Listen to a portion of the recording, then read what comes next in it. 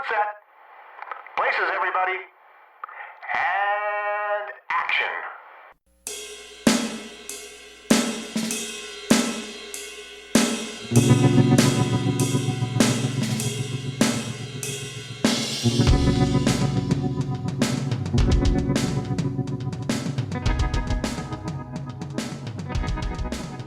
It's time once again for the Hooked on Movies podcast. Today, we'll be looking at one of the classics, 40th anniversary we are celebrating, a great Robert Redford movie. Of course, we're talking about The Natural. Jeremiah Johnson? Very funny. That would be the 60th anniversary, or 50th. Was that 72? No, we're only going back to 84 for this Robert Redford classic, The Natural. And with me, of course, are Ken. I guess some mistakes you never stop paying for, like this podcast. And Ted. Now look at me. I'm a wet nurse to a last place, dead to the neck up ball club. And I'm choking to death. Sounds fun. And of course, I'm Eric. Pick me a winner, Ken. Pick me a winner. Not the White Sox, that's for sure. Not the White Sox, not the Black Sox. We're talking the New York Knights. We're talking The Natural. So Ken, what went on with you this week? Anything fun, exciting? Been watching some TV shows here and there. Tried out the new Agatha TV series over there on Disney Plus. Oh, is it good? Yeah, so far so good. It's a little disconnected from, I think, the other show that it's WandaVision thing that's loosely based on. It seems like. Watched the McMahon series from Netflix. That was pretty good. Most of the stuff I already knew. If I didn't know, Ted would remind me about it. I watched that too. I bought Scooby-Doo, Where Are You? I bought that on digital. Does it include Scrappy-Doo? No, it does not include Scrappy-Doo. You pay extra for Scrappy. But I mean, like right now, there's this thing called FanFlix, and they do this like flash sale sometimes where it's a one-day sale, and you jump on it and you pay $10 for what normally would be $20-$30 or something. So it's not a bad deal. Just watching football, watching sports, nothing to write home about. How about Ted? So pretty good week. I watched a couple of new movies. I watched It Ends With Us with Blake Lively. This is a really good movie. Highly recommend it. And today I got caught up and I finally watched Wolverine and Deadpool. Or Deadpool and Wolverine. And yeah, that any good? Starring Blake Lively. So. Blake Lively is in that movie. Yeah, that's I think I had Blake funny. Lively on my fantasy team. Yeah. But she's on my fantasy team too. Different fantasy. So, yeah, and I watched the McMahon thing on Netflix. I've watched my sister and brother. Ed McMahon? No, Mr. McMahon, Vince McMahon. Oh, Vince McMahon, of course. Yeah, yes. WWE fame. And Jim McMahon? Yeah. And I've been watching sports, a pretty short too. documentary. Yeah, exactly. I've been watching sports too, and and my sister and brother-in-law have gotten me into watching because they like to watch Big Brother, so we've watched some Big Brother. So sorry. I like Big Brother. It's not as bad as what you think it is. Oh, it's as bad as I think it is. Yeah. For whatever reason, it got me a little hooked. I'm not gonna be a diehard follower, but it is what it is. Is that the one hosted by Connie Chung? Okay. Connie Chung. Okay. No, that's wrong person. It's Julie. Wrong CBS person, right? It's Julie Chen Moonves. Julie Chen, that's right. Yes. That's right. It's like on its 35th they love season or Julie on something. that show. Julie's kind of cool. Yeah, she's kind of nice. Hey man, So. I know people who love that and never miss a season. I watched it for a while, like 6 or 7 seasons straight. Yeah, my brother-in-law really likes it a lot, and so does my sister. So, well, someone must because it's still on air. Mm-hmm. Yeah. Cool. And there's like a British version and a whole bunch of different things. What about you, Eric? Well, did a little bit of traveling. Went to Seattle. No, you don't travel. I know I don't travel. As everyone might or might know, me and my wife have been hitting all the baseball stadiums, and we finally hit the last one. We've hit the Momentum number 30 there, the Seattle Mariners. So now we've hit every stadium. Now they're getting divorced. It's a No. nice stadium. It's Yeah. not too bad. The dome was open, and then they closed it right before because it was drizzle because it's Seattle. It's Seattle. But it was nice. It was a good time. Very cool. Did you have the fried grasshoppers? No, but I had what's called a Seattle dog. I saw a picture Yes, of that. you did. Yeah, it's all over Interesting. the place. It wasn't too Interesting. bad. The cream cheese? Never thought of putting. Yeah, cream cheese. Yeah, That's very or different. no, sour cream. Oh, sour cream. Okay. Sour cream. Yeah, Cream cheese is good on anything. yeah, right. Well, so is sour cream, and this is actually wasn't too bad. Interesting. And, It looked very, very interesting. yeah. Still pushing through The Sopranos. About midway on season 2, I've kind of stepped back a little bit of that. A few other things have come up. I watched 2 movies. One of our competitors was doing their review of the 87 Stallone classic Over the Top. Oh gosh, Ooh, my yeah. brother's favorite movie. My brother's favorite movie, Over and the boy, Top. it disappoints. It's not You have good. Did you turn your hat backwards just to get the feeling? Everyone says the same thing. The first 50 minutes of that movie is worthless. It's until he's in Vegas doing the arm wrestling thing Right. is where it gets just like it's like WWE wrestlers up there. It's like insane. Yeah. It's great. Literally over the top, and the acting It is is. just It's over the horrifically top. bad. And then I've had this one on my back burner to watch. Depressing movie, but an incredibly good movie. The 1982 release, Shoot the Moon. Albert Finney, Karen Allen, Diane Keaton. Oh wow. Have you What's seen that it, about? Ted? Mm-mm. Oh, it's a really bad divorce movie. I don't need to watch that. No, it's Kramer versus Kramer. it's Yeah. right up there with that. But it's Oh, wow. incredibly great acting in the movie. Yeah. But yeah, it's depressing.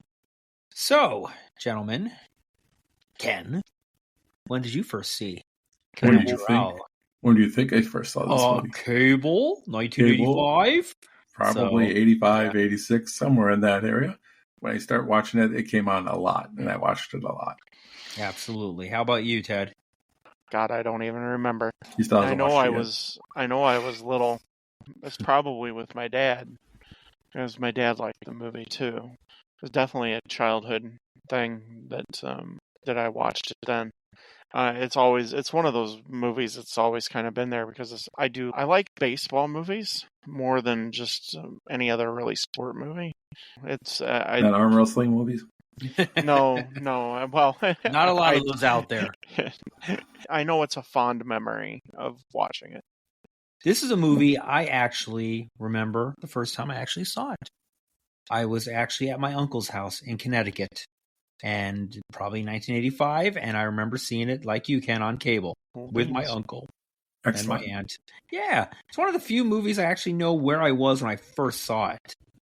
Is this the uncle and aunt that had the cousins that are huge Yankee fans?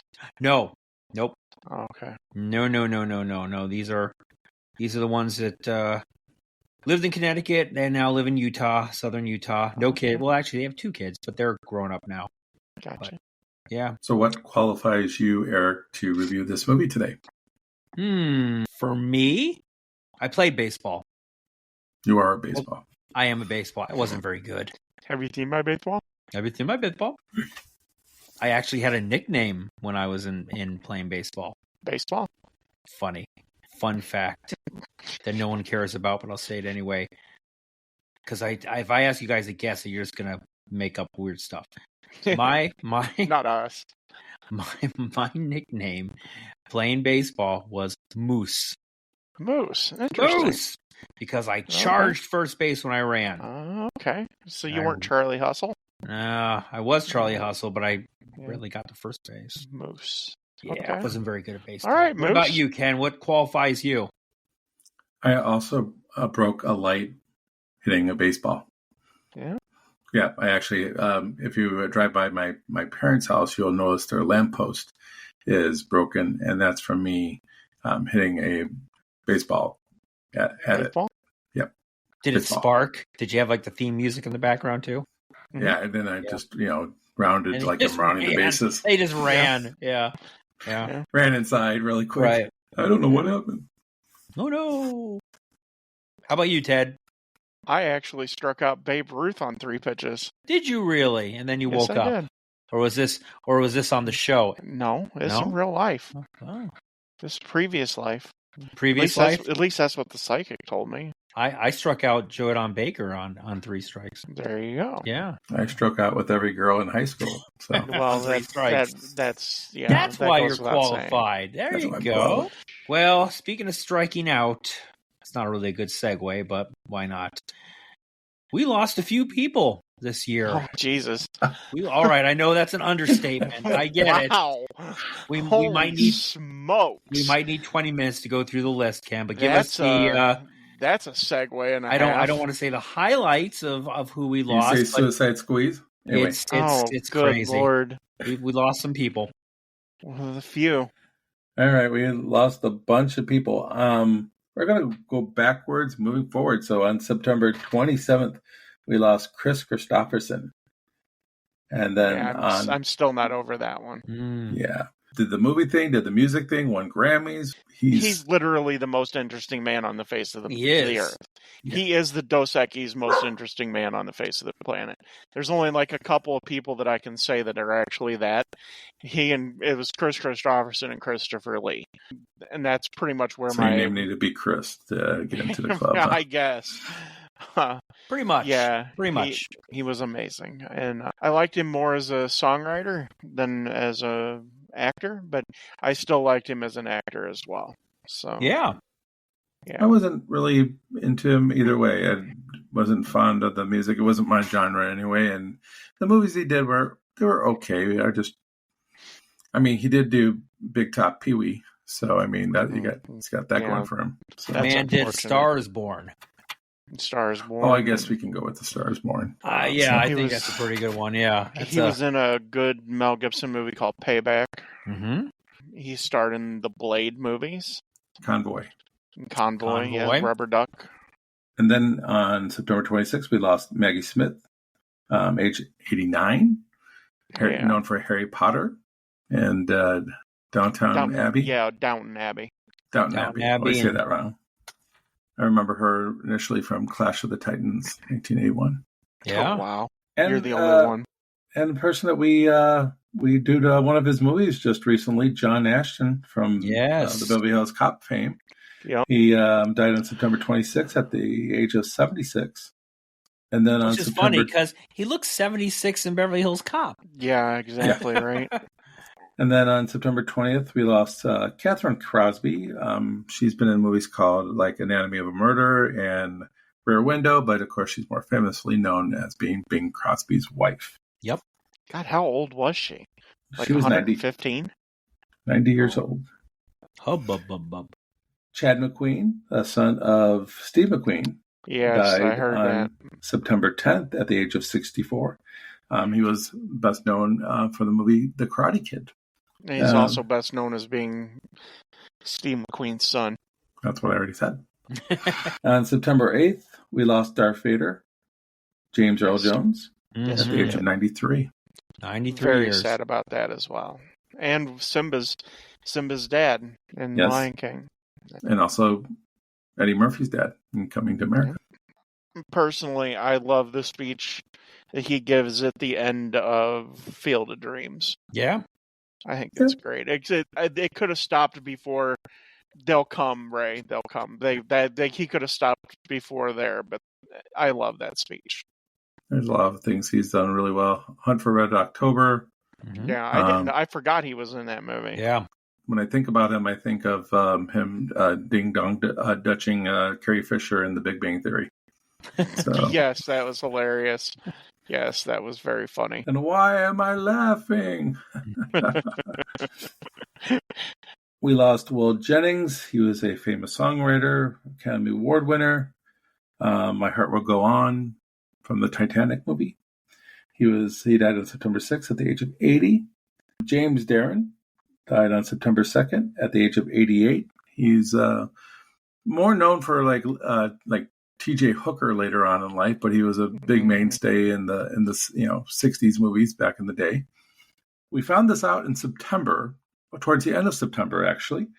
John Amos died at the age of 84, but he died on August 21st, and we didn't find out basically until the end of September. And I guess his daughter didn't know that he died until it came out on the news either. So I guess I don't know what happened there. I thought he died 10 years ago, so that was news to me too. And of course, he's best known for Die Hard 2. He's best known for Good Times. Yeah, I know. Jesus. No, he's coming to America. He's good for coming to America. Nobody on Earth is ever known for Die Hard 2. I know Ted hates Die Hard 2. That's the only reason why I so brought up. Horrible. Also, Roots, and Yes, like we just mentioned the Coming to America movie. Yeah. Of course, when he died on Good Times, that was one of the biggest reveals. You know, it was like one of the biggest things in TV history when James died. A very special episode. Yeah.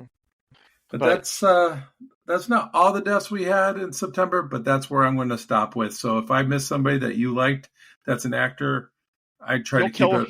He'll kill him in October. Yeah. Because that's what Ken does. Ken is the Grim Reaper. What about Frank Fritz? American Pickers. Oh, American Pickers. Yeah, I saw that the other day. September 30th. Not a That's movie pretty star. crazy. And this That's is a pretty movie crazy. podcast. I get it. But he and the other guy were estranged from each other for some crazy reason. Frank had some health issues. He had like some strokes. Yeah.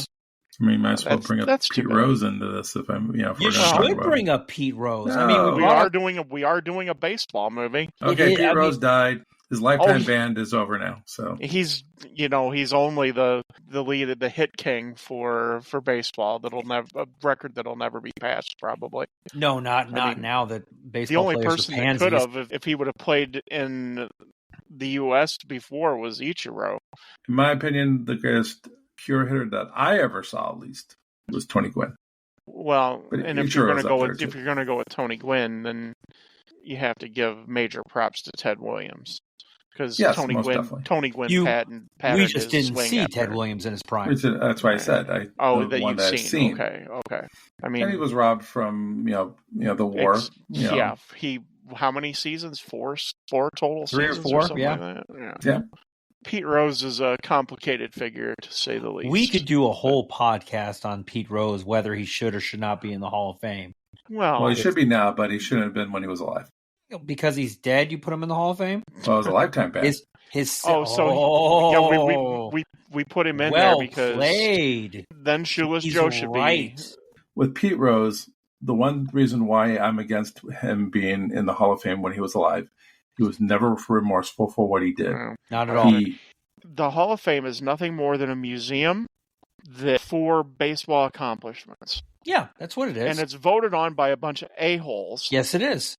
The fact of the matter is, we have known steroid users that are in the Hall of Fame now. There's no reason Pete Rose should have been banned. Yes, And how old were you? Should not have had his. But Barry should not have Bonds had is his not thing. in the Hall of Fame, How- so there is a Ted- God.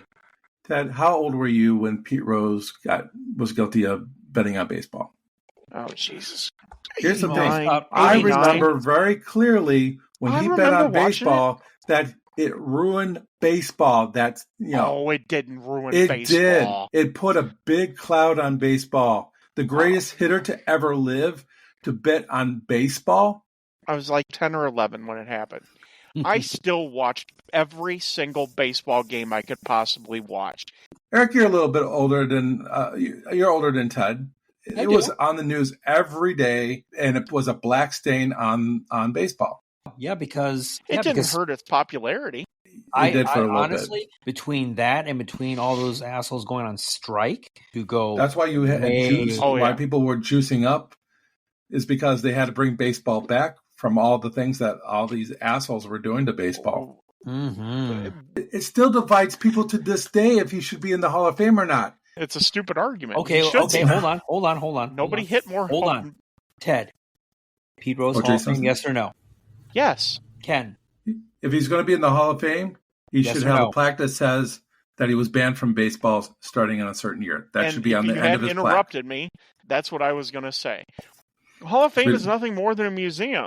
it is. And don't get too passionate about it. If you only think all it is a museum, then The argument that says that he shouldn't be in there is kind of it's ridiculous. Harold Baines, Does- Hall of Famer. Does one? Well, there you go. Greg Does Luzinski. one more player have one more hit than Pete Rose. No, there you go. Yeah. Was he part of one of the greatest teams in baseball history? Yes. But he wasn't the best player even on that team, though. Who you could was? argue that Johnny Bench was better than him. Well, that's an argument you could make. He didn't hit for power. He didn't have speed. He wasn't defensively good. But he knew how to hit a baseball. He's butt ugly, but he was a hell of a hitter. Not in the Hall of Fame. Let's move on. All right, well, let's see. Where can they find us? Well, we've been on X and Twitter now for, 2 or 3 years? 4 years. Has it been 4 years already? Wow. Yes. Hooked on _movies on X, Twitter, whatever you want to call it. And, of course, we are also on the Dorkening Network. Give them a shout out. And, of course, Ken has all the Facebook stuff out there, some great stories and stuff there. Appreciate that. Ted, tell us the particulars of The Natural. Okay. Natural. The Natural. Directed by Barry Levinson. There's a screenplay by Roger Town and Phil Dusenberry. It's based off of the 1952 novel, The Natural, by Bernard Malmond. It has a running time of 138 minutes. It was released May 11th, 1984, the day before my birthday. Happy belated birthday. It was released on Ken's birthday. What's up with that? It had a budget of $28 million. It had a box office gross of only $48 million. Yeah, it did not do well at the box surprising. office. I know. I actually wouldn't mind seeing this on the big screen. It has a Rotten Tomatoes. It has a critic score of a certified fresh 83%. It has an audience score of 88% and an IMDb rating of 7.4. The Natural stars Robert Redford as Roy Hobbs, Paul Sullivan Jr. as a young Roy Hobbs, Robert Duvall as Max Mercy, Glenn Close as Iris Gaines, and Rachel Hall as a young Iris Gaines, Kim Basinger as Mimo Paris, Wilford Brimley as Pop Fisher, Barbara Hershey as Harriet Bird, Robert Prosky as the Judge, Richard Farnsworth as Red, Joe Don Baker as the Whammer, Darren McGavin as Gus Sands, even though he's uncredited. Michael Madsen stars as Bump Bailey, John Finnegan as Sam Simpson, Alan Fudge as Ed Hobbs, Ken Grisano as Al Fowler, Mike Starr as Boone. Now you might remember Mike Starr from Goodfellas. I might, but I don't. Mickey Traynor as Doc Dizzy, John Van Ness as John Olson, Anthony Ferreira as Coach Wilson, George Wilkos as Bobby Savoy, and Robert Rich as Ted Hobbs. Wow. So could they not say Babe Ruth in the movie? They had to use the word the Whammer? I don't know if that's the case. Movie. Well, we'll go into that. I don't know, man. Joe Don Baker looks a lot like Babe Ruth. Well, he's obviously supposed to be Babe Ruth. Yeah. I think because it is a fictional story, even though they use all of the names of the baseball teams are real except for the Knights, because they changed the name of the New York Giants to the Knights. So that's why he plays for New York and he's in the National League. And well, you're like, oh, but there's this thing when they pop up one of the headlines that says that they're playing the Bees, and Redford says he's going to Boston. Well, the Boston Bees was the original name of the Boston Braves, who then became the Milwaukee Braves, and then the Atlanta Braves. So all of the other teams are real. It's just the Knights were changed. And you wanted to know one of the things that I learned. Protect the innocent. Yeah, one of the things that I learned about this movie is that it's essentially a retelling of the Odyssey by Homer, and it's also very well connected to the King Arthur legends, and that's why they're called the Knights. I see a lot of very interesting connections there that I really never put together until I read about that, and I was like, that all kind of makes sense now. Well, Ken, I'm sure you've got some more production stuff to tell us about. Yeah, amazingly enough, not a lot of production notes. And this, for whatever reason, everybody that they wanted to get to be in this movie wanted, and they got, I guess. If Redford calls, I mean, don't you answer the phone at that point? Yeah, and actually, Redford hadn't started in a movie in over 3 years before he took this role on. So Yeah, because he had been kind of- directed Ordinary People. He directed Ordinary People? He won the That's Academy right. Award for it. Best That's director. why that movie won the Academy Award. No, it won because it's a great movie. kind of like Jeremiah Johnson. Oh, don't do that, Ken or Ted. Don't. It's a movie. Don't. Yeah, I have to go with Ted on this one. Not many times I'm going with Ted, but It's a How movie. did that movie you bores not- me to tears. And the book isn't much better. Oh, then you definitely aren't gonna like Shoot the Moon then. Oh But no! you're all about dysfunctional families, aren't you? Oh my! Eric? You don't think Donald Sutherland and Mary Tyler Moore and Timothy Hutton. Timothy Hutton, who Timothy won the Hutton, Academy Award too, and Judd Hirsch? Really? You think it's boring? I'm not saying that their It's- performances were bad. I Okay. just Yeah. think the movie itself All is right. just a snoozer. That's all. Let's move on. Let's move on. I'll go on a tangent on this one. So as far as how this was made, so of course the book was made in 1952. In 1976, Malcolm Kahn, I guess not to be mistaken by Madeline Kahn, and Robert Bean acquired the rights to the novel. Come on. Yeah, I know, right?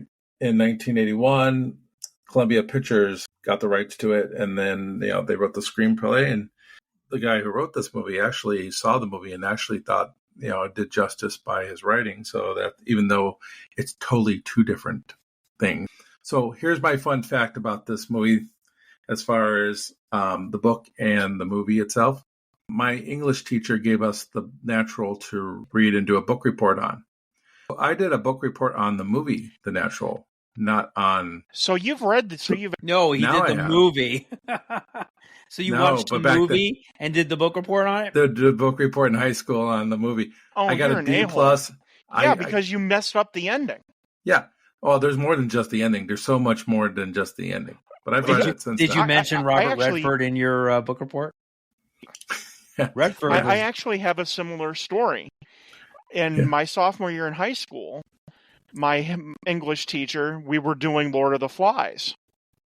And at the beginning of the book, she told everybody in the class, do not watch the movie. And at the very end, when we were finishing up with, she gave a one question pop quiz that was 25% of the grade for the book.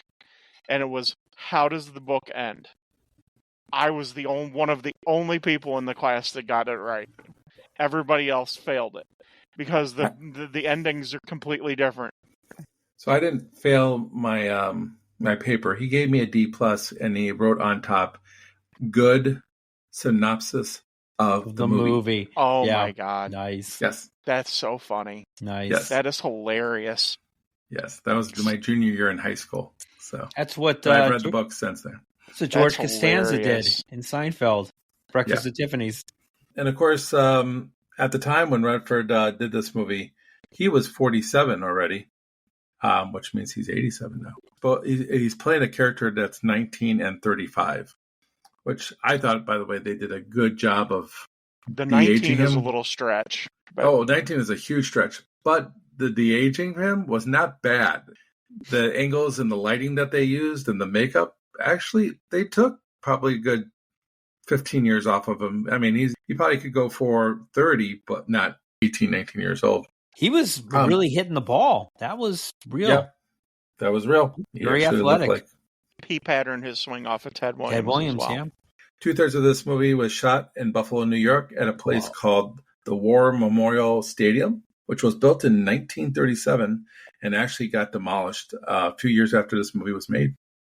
The only other thing I have here, because there was a little problem with Darren McGavin, he isn't credited in this movie. I guess he had a disagreement. Livingston wanted to even add him on to the DVD, but even then he didn't want to be added to the credits. So, He was doing a Christmas Story in '83 too. yep. Yeah. Oh, he's in a lot of yeah. lot of movies. Livingston had to record some of his voiceovers because he was unwilling to come back to do them. Wow. But that's pretty much all I have on production. Not a Okay. lot. Cool. Take us to the setup there, Eric. You got it. In 1910, a young Roy Hobbs learns to play baseball from his father. After Hobbs Sr. suffers an early fatal heart attack, lightning strikes the large tree next to where he died. Hobbs makes a baseball bat from the tree's splintered wood, burning a lightning bolt and the legend Wonder Boy into the barrel of the new bat. Now, 19 years old, Hobbs heads to Chicago to try out for the Chicago Cubs, leaving behind his girlfriend Iris. While on the train, he meets legendary ball player The Whammer, sports writer Max Mercy, and Harriet Bird, a mysterious woman who's following the Whammer. At a carnival during a stopover, Hobbs wins a bet that he can strike out the Whammer with just 3 pitches, and easily does so. Hobbs later meets Harriet in Chicago, and she asks if his boast that he can be the best ever was true. Hobbs answers yes, and Harriet shoots him in the abdomen, then kills herself. Tragic. Wow, wow, wow. Wah, wah, wah. Pretty cool. I mean, that's a good build. Trying to make him 19 years old was a little bit of a stretch, but he kind of had to, disbelieve reality there. Glenn Close looks even older. I don't know if they try to make her a little older to match his age. Well, how old is I think the they do Whammer a good supposed to job. be, right? I mean, if he's kind of like a Babe Ruth character, he looked a little up there too. The rest of the movie takes place in 1939. So 16 years before Ruth died in 1939. 45, didn't he? Who? Babe Ruth? Babe Ruth, yeah, he died in 45. Yeah. So the rest of the movie, when Roy becomes a rookie, it takes place in the 39 season. So Okay. he shot 16 years before then. So that would have been right in the heyday of Babe Ruth. The Whammer. So- Probably 28 years old, probably based on the math. But yeah, Babe Ruth so- always looked old. Yeah, I think Hummer and everybody a hot back dog. then. I think everybody back then always looked They older. did. You always So look at the actors and stuff. They're supposed to be in Yeah. their it's 40s. They Pictures look like they're adds 80. 20 pounds of weight, 20, 30, 40 pounds of weight. Well, so does That's what's- smoking yeah. non-filtered cigarettes their whole life. well, yeah, Yeah. Lucky Strikes. Yeah. But a couple of things real quick. The whole shooting, loosely based off of a true story of a Philadelphia Phillies player who was young and was shot and killed by a deranged fan. Also, too, the whole story, the whole thing of Roy Hobbs saying, I want to walk down the street and have somebody say, there goes Roy Hobbs, the greatest player who ever played. That's a direct quote from Ted Williams. Ted Roy Williams Hobbs- said that. Roy Hobbs, Yes, the greatest player of all Ted time.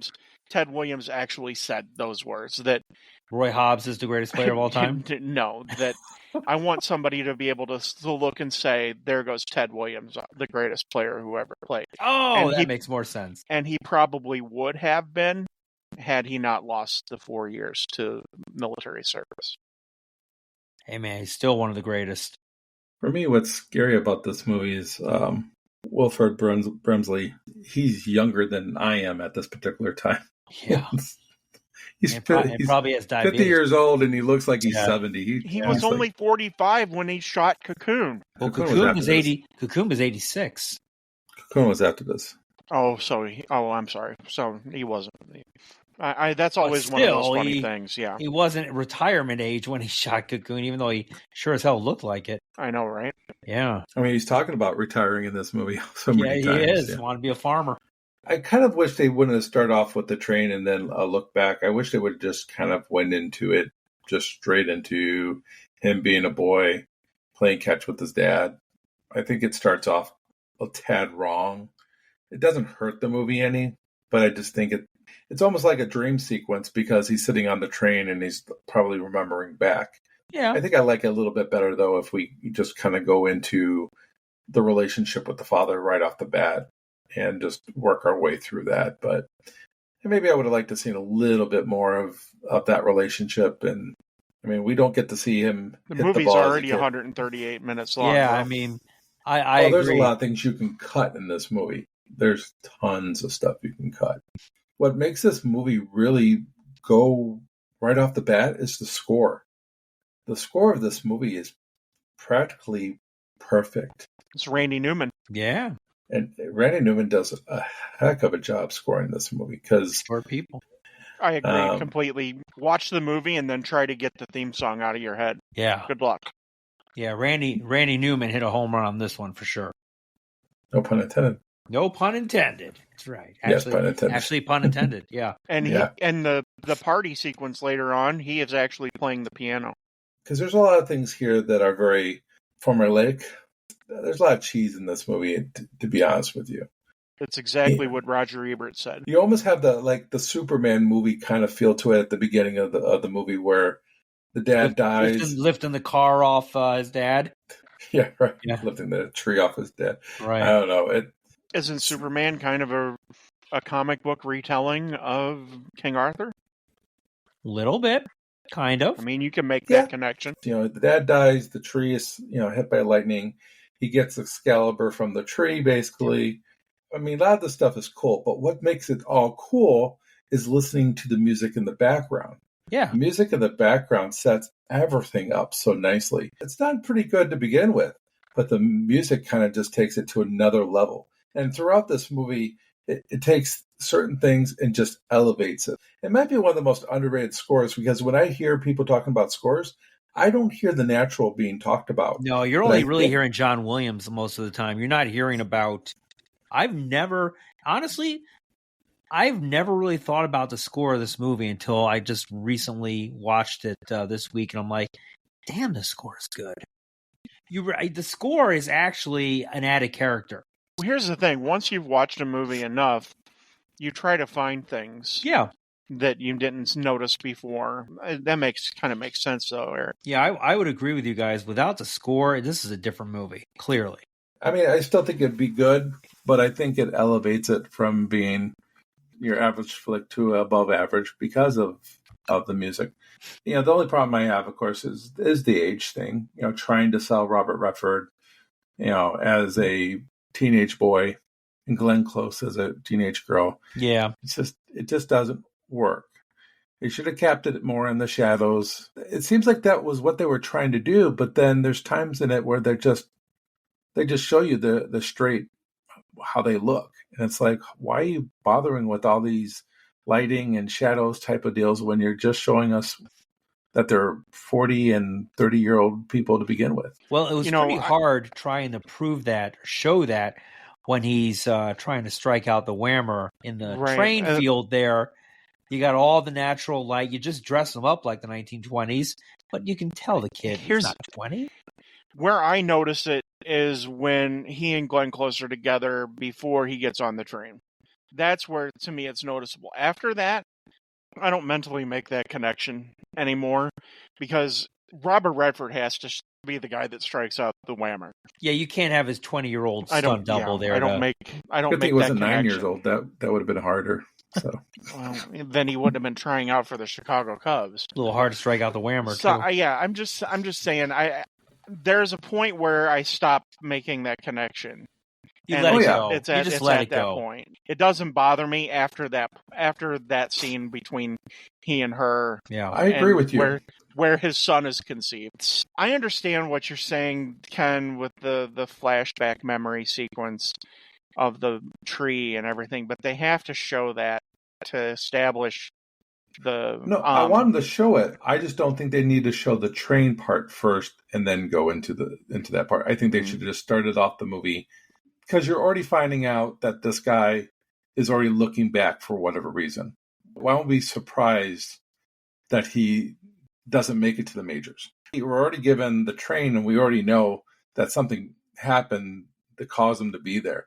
Why don't we just start off the movie with him and his dad playing ball? He's going to go try for the Cubs. We have this feeling that maybe he's going to make it, but we already know he's not going to make it because we see him on this train beforehand.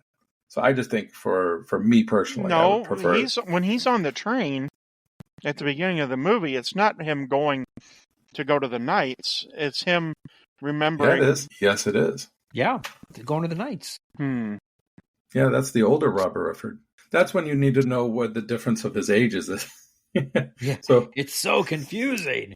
all of that stuff has to establish the lore part And I'm of fine the with the story. lore. Sure. I just don't. I just think it's just that slight thing I would just take off. It's not a big deal. Like I said, for me personally, I think it just would have been a little bit more. Will he make the Cubs? We know he doesn't because he's already on that train.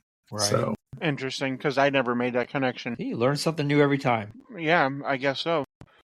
I really like the interactions with Barbara Hershey. She's really I think good in she's- this. I think she's just very mysterious, and we hear that she had shot a football player, which is an interesting connection considering silver football bullet. wasn't huge. Yeah. But Hoosiers basketball coach as well. yeah, right. No, I really like how she's always dressed in black. I really like her character as I guess the villain, quote unquote. It's a really good character. The I wish there was more of it. I think it's yeah. I think it's perfect because you don't want to know too much about her. Very mysterious. She's just mysterious enough that this really happened. No, I think she's wonderful here. A great costume choice of having her always be in black. Black Widow. Literally. Yeah, kind of. yeah. Yeah. Especially because she goes back and forth with one personality to the other. When she's on the train, she kind of almost seems like she really legitimately just wants to get to know Roy and wants to have his babies or something. Because I think he messes up her name or something like that, if I remember. But she's talking about all the stuff, and of course he's like, he hasn't read any of the things that she's talking about because he likes her for what she looks like.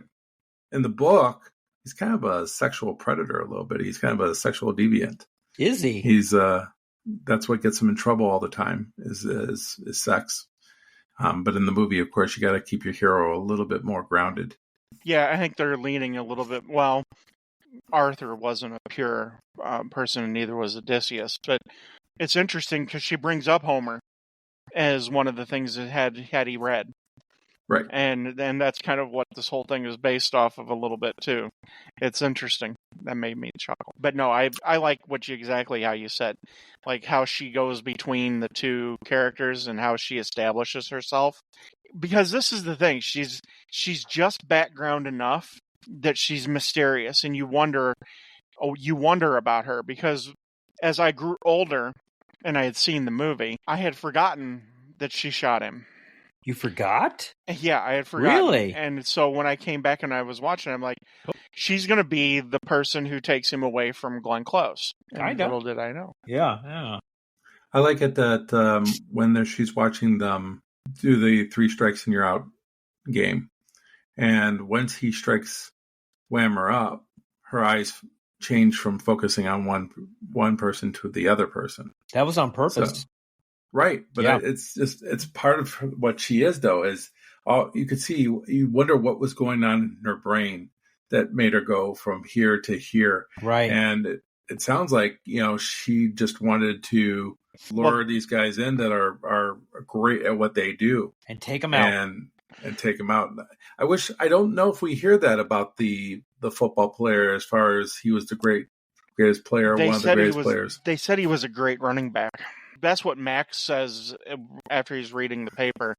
Yeah. And could they be any more standoffish, Max and the Whammer? Just a little bit, right? Yeah. Well, yeah. Isn't the Whammer, the Max isn't he supposed to be Grantland Rice? Because back in the 20s when Babe Ruth took off, it was the New York Times and the New York Post. Each one of the newspapers had like 6 beat writers, and one of them would follow Babe Ruth, and one would follow Lou Gehrig, and then one would just follow the team.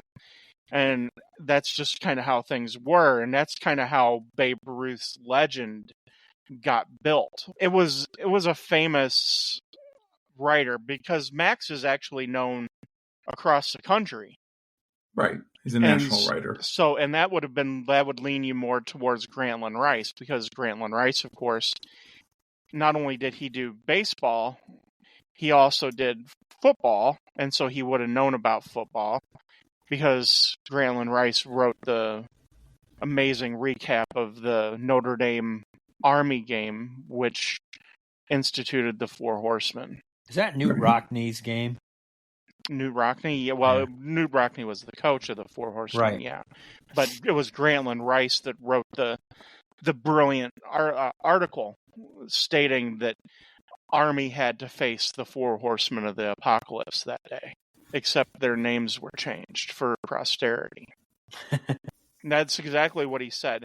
I have a poster that has the whole, not the whole article, but that chunk of the article of the Four Horsemen. And, well, we know that the writer obviously holds a lot of a very high reputation. Obviously, oh, you bet. Yes. So although he's not really liked like Grantland Rice was like. Well, he comes off as being, like we just said, standoffish and full of himself, and so does the whammy. The whammy, I call him the whammy. The whammy. Well, whammy. Babe Ruth was known to have that sort of attitude as well sometimes. Maybe sometimes, but they play it off that this guy was always kind of like that. At least that's the character they're trying to push on us a little bit. Very arrogant, very conceited, very I am the greatest. What makes this an interesting part, the 3 strikes and you're out situation, is how the camera angles are for how he's pitching. I don't recall a movie before The Natural that showed like Redford, going into that full slow motion, throwing that pitch as hard as he can. But I don't recall a movie before that, and I think just the camera angles that we're seeing here throughout the movie, especially when he's hitting the ball, you could watching the swings and things of that nature, you feel like you're actually watching a real baseball player here. Yeah, I mean, maybe we're not going to buy that he is 19 years old here, but we could buy that he's an actual baseball player. And that's very important for this baseball movie, especially, is because some of these movies you watch, they either have like actors who are portraying sports figures who do a horrible job, Ray Liotta. Yeah, right. On the sports side of the actual movie. In this case, you actually have some guys that actually look like they're pro players. And there are some of the extras were. Yeah. I think after this, you see movies like Bull Durham, which does it again very well, because you get an actor who has athleticism that can swing a bat. When Robert Redford is playing the field, he looks like he's shagging fly balls. Yeah. He doesn't, and it looks like it's natural for him. It doesn't look like and he's that's putting those 1920 mitts, too. The finger mitts. Yeah. Finger mitts, exactly. Like, I'm a little different. I kind of want a little bit more of the Black Widow here. I want to see Roy really buy into it. I feel like he's in it, but he's not really in it. I want him to kind of like be more invested. Like, he would do almost anything to be with this woman type of deal.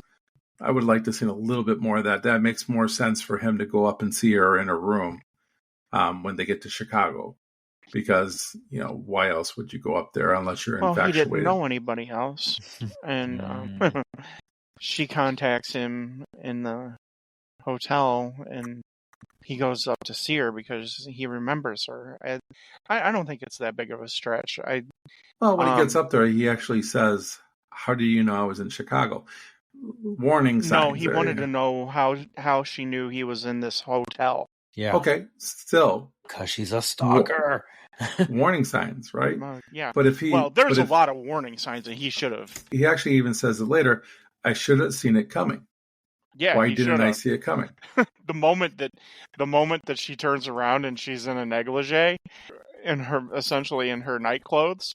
Was she in night clothes? To me, she looked like she was attending a funeral. Or it was either a slip or because she had that veil that she put down her right. head. I thought she was actually like she was going to a funeral. No, because it's either a slip that a woman would wear underneath a dress, or it's night clothes. It's a silk nightgown.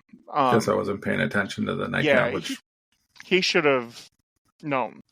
But that's what I'm saying. If he was more infatuated with her, I could buy that a little bit more of why he didn't see it. But he comes off as a dumpkin anyway. That he does. He doesn't come off as a complete one. So true. I mean, he challenges the whammer. He doesn't have. He doesn't challenge the whammer. The guy who got him from the scout who's taking him to Chicago challenges Max. And True. then Max convinces the Whammer to do it. What I mean, though, is when he goes, "Watch your mouth, mister," he knows how to stand up for himself, is what I mean by that. That's another case where the age is a little bit weird. Yeah. When you're 40-something and you're pretending that you're so young that you call somebody a mister. Well, Watch your mouth, mister. No, not necessarily that. I could see a 47-year-old man standing up and saying, "Watch your mouth," to somebody like that, rather than a 19-year-old stepping up and saying not the word mister, though. The mister is weird. That's when you're like younger. I don't know. I think we're being a little bit too overly critical. Yeah, it's a great way to set up the movie. When we go to the build there, Eric. That's a good idea. Let's do that. 16 years later, in 1939, Hobbs is signed as a rookie to the New York Knights, a struggling ball club in last place. Manager Pop Fisher is furious that Hobbs was signed, believing him to be too old. He refuses to play Hobbs at first, but he later relents, electing him to pinch hit for Bump Bailey, after which Hobbs literally knocks the cover off the baseball. Hobbs takes over for Bailey after his accidental death. Hobbs becomes a baseball sensation, and the Knights' fortune begins to turn around. Assistant manager Red Blow tells Hobbs that if Pop loses the pennant this year, his Knights ownership shares will revert to the Judge, the team's shady majority owner. The Judge offers Hobbs $5,000 to throw the season.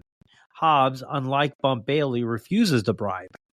While watching Hobbs pitch during a practice session, Mercy suddenly remembers him and introduces Hobbs to Gus Sands, a gambler who has been placing large bets against Hobbs.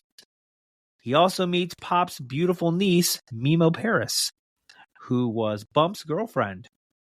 Crazy. Their budding new romance causes a distracted Hobbs game to badly slump. Tisk tisk.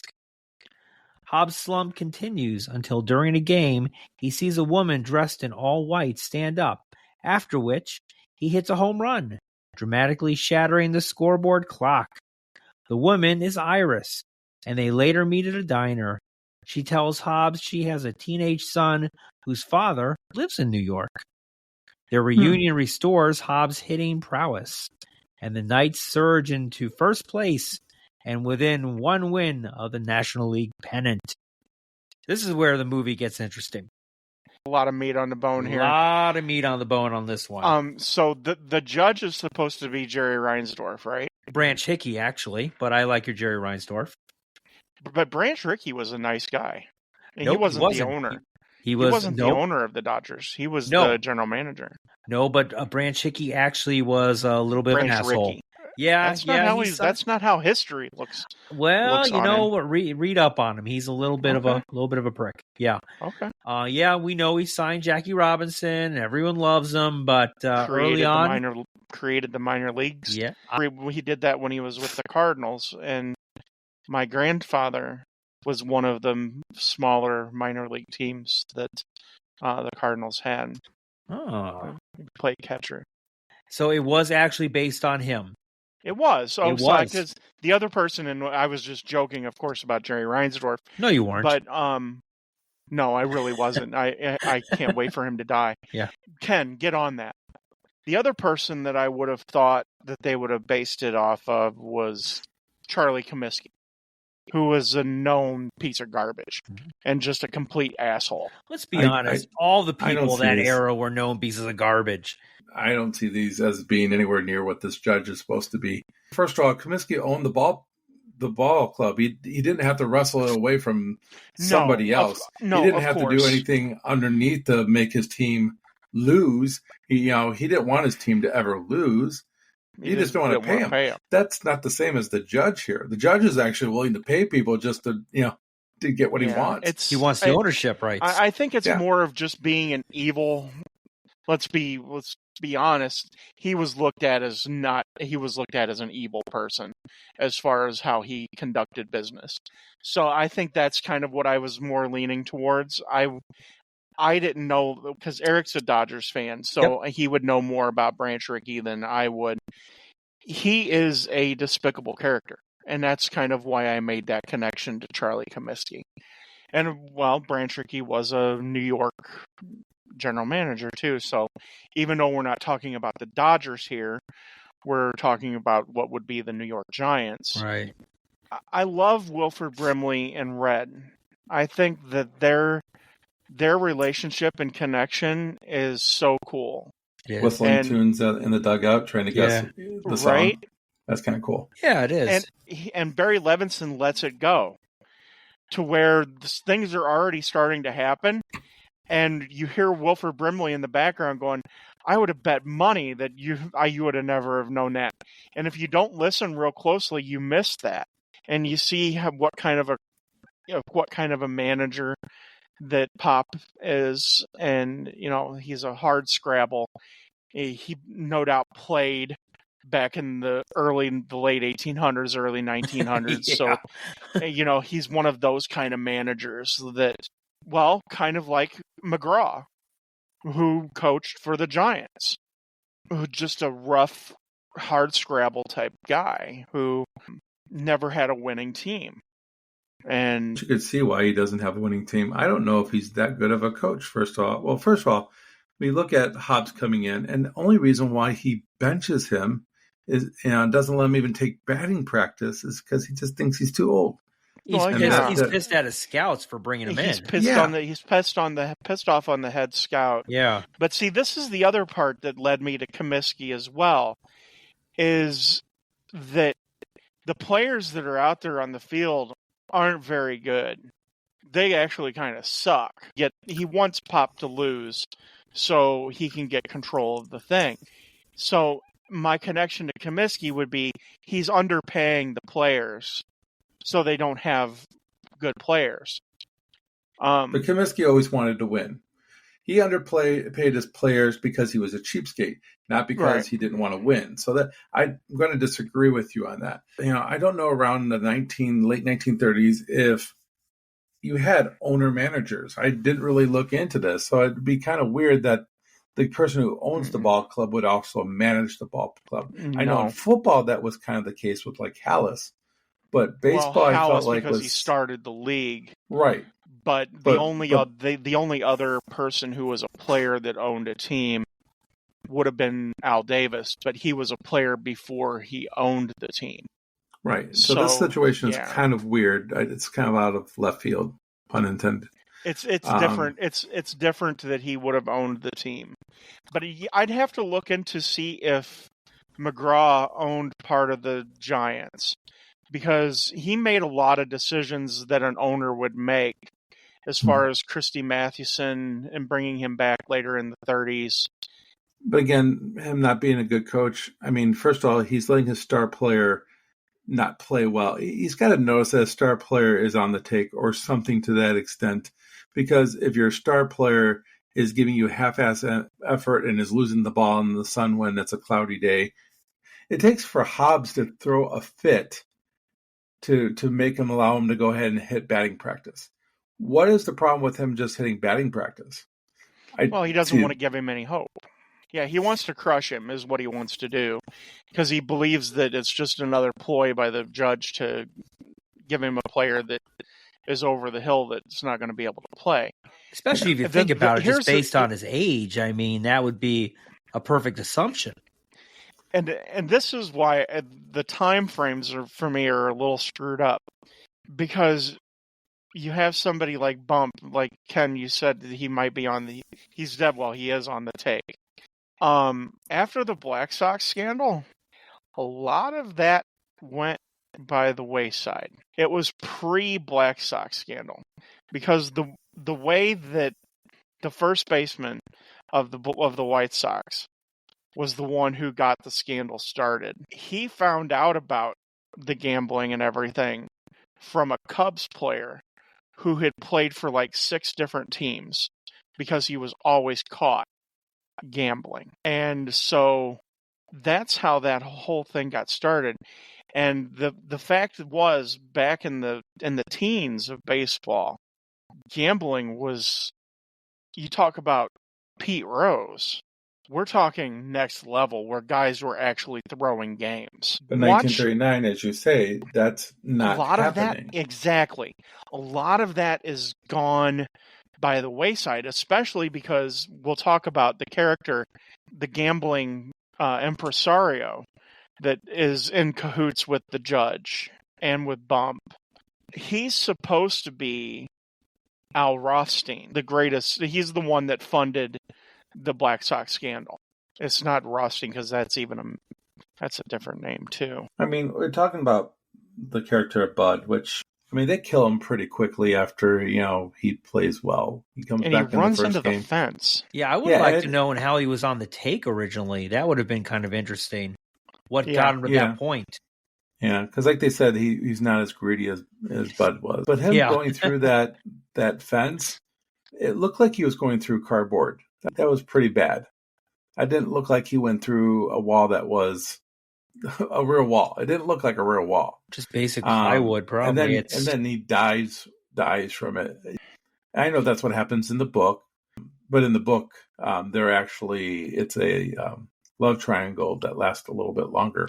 Wouldn't it have made more sense had they have been on the road in Chicago and he ran into a brick wall? Yeah, that's where I think he should have because died. Because we do see what's supposed to be Wrigley Field later. Right. When we see Iris for the first time. The gambling guy is supposed to be Arnold Rothstein. That's the organized crime guy who organized the Black Sox scandal. Bump, yeah, you can tell he's on the take. He does a Bad News Bears thing where he tries to catch a ball from the center fielder. It doesn't even look like that was center field, by the way. I don't know. It looked like they were in right field. It was very odd. He looked like he came from like foul territory to get out. To get out of his way.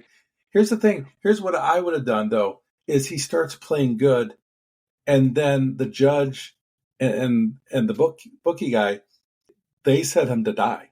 They set him up to something bad to happen. It would make a little bit more sense, yeah. You make your bad characters really sinister, really bad.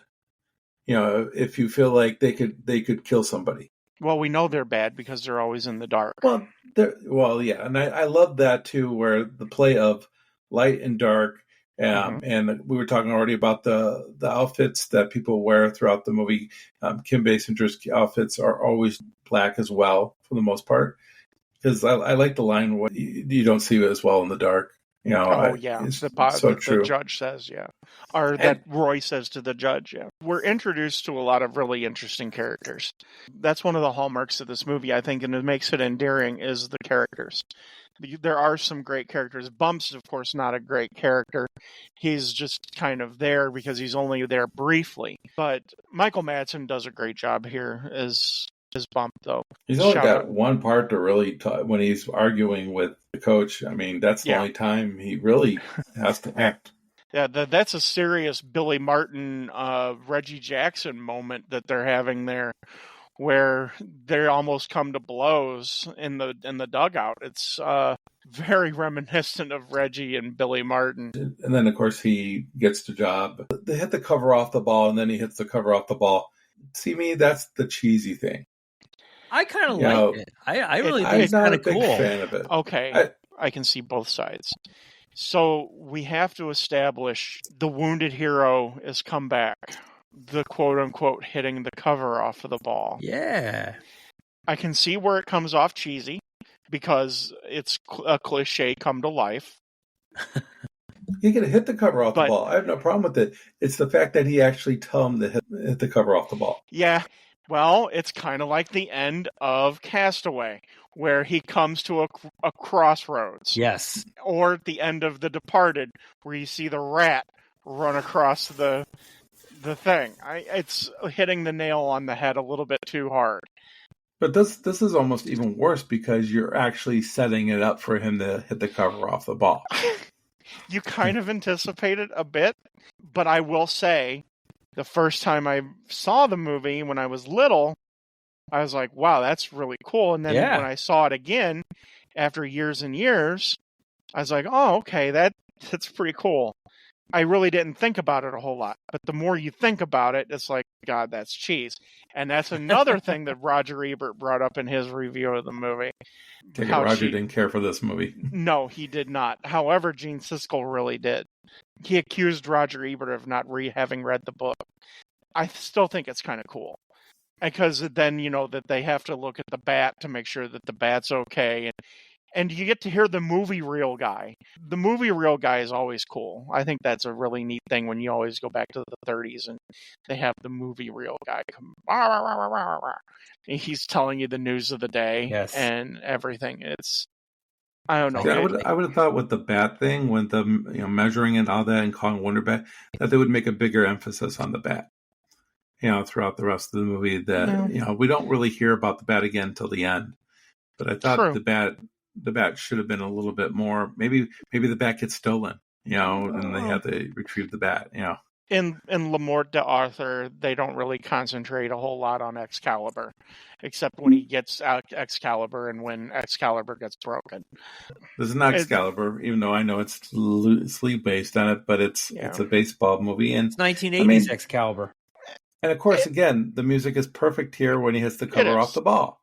It is, and I love the fact that when he hits the ball, I think it's either the pitcher or it's the third baseman that tries to pick it up and realizes there's no ball in the, inside. It's the outfielder. Yes, left fielder. And then right he field. tries the outfielder gets what's left of the ball, right, and then throws it in, and you watch it unwhirl as he throws it in, and then it's the third baseman, like you said, or the second baseman, who has a handful of yarn or string. No, he has. I thought he has the actual the cover of the baseball. One of the infielders does, yes. Right. But one of them catches like a thing, and he's holding up a thing of string. I thought that was in the outfield before he threw it, because when he hits the ball, they show the ball kind of spinning with the trail coming off of it. Yeah, trail coming off of it. And then he tries to pick it off the water, but it's got all this crap in it, and then he finally throws it in again. And of course, the lightning, everything that sets up everything for the hit is nice, except for saying hit the cover off the ball. Outside of that, everything is perfectly set up for this. Yeah, I like the little things here and there, but it stretches out the movie with the talking about the insignia on the jersey, and then all the other guys hit a little bit better. I like the little bit of the relationship with the Bat Boy, because it plays into the movie a little bit later on, as far as, hey, we're gonna build a bat together. I think that's nice, and it's a nice way for it to come back later. But I think some of these things are kind of drawing out the movie a little bit long. You bring up everybody's wearing the patch. That's another place where the timeline gets screwed up, because the one guy who comes up to look at the bat asked Redford what the lightning bolt meant. He gives a little bit of a speech where he says that his dad flew in a squadron in World War II. Well, that's not the case. Yeah, Did he say World War II? I don't know if he says World War II, but it's kind of alluded to. They have squadrons in World War I. Well, they had biplanes. I mean, except for the Red Baron, who had his crew. Yeah, Snoopy. I don't know if they had insignias. That was more of a World War II thing, because you had the Screaming Eagles, the 101st Airborne, that wore a patch. I don't know. And things like that. So that's kind of, in my opinion, it kind of screws a little bit with the timeline. It doesn't really bother me one way or the other. I think it's kind of corny that everybody then starts to wear the lightning bolt on there. Except that one pitcher. I don't think that one pitcher ends up probably wearing it, because you still have to have the one guy on the team. The guy that's throwing the game at the end? Yeah, because he's also... But they go he down calls the him whole Grandpa line. Throughout the whole film. Yeah, but they go down the whole line, and everybody seems to have it on. Yeah, but I'm going to say he doesn't. I don't think he wants to. There's also the dinner that Roy has with Red, and they're talking over about the judge and everything. But I find it interesting that Roy is very protective of his past. So I'm a little confused here about his past. So we already talked about that. We knew that he showed up to Black Widow's room and got shot. The Chicago bungalow, yeah. Now we know later that she committed suicide. We don't know now that she committed suicide, but we know later. No, we know because she jumps out the window. When do they show that she jumps out the window? Right after she shoots him. It just goes to the screen that there's nobody there. Yeah, and the Assume window, she jumped out the window. The window's open, and because the breeze is blowing the curtains back. I never assumed it. I assumed that she was just gone, ready to go kill another person. I assumed immediately. Because I don't know why. Because I don't know why she would have committed suicide if she has already killed another person like this before. Well, because she's going to go to jail for life. But she already killed a football player, so that's her MO. But she was going to a different town. She hadn't even tried out, for the team. Yeah. Basketball or hockey yet. So I mean, come on. Hockey? I don't know. Yeah. Basketball wasn't really a big I don't think deal. basketball was a thing yet. So Hockey, I think hockey was still the original six at this point. But okay, where I'm coming from on this was okay. I mean, there was pictures of him. Here's the thing: he's embarrassed. He's embarrassed. He's embarrassed. Okay. His name goes out in all the papers. He's got a history. He's got a police report because he got shot. There's people that know that this happened with Roy Hobbs. It's not like he changed his name. Okay, so today's day and age, yes. Back in the 30s, not so much.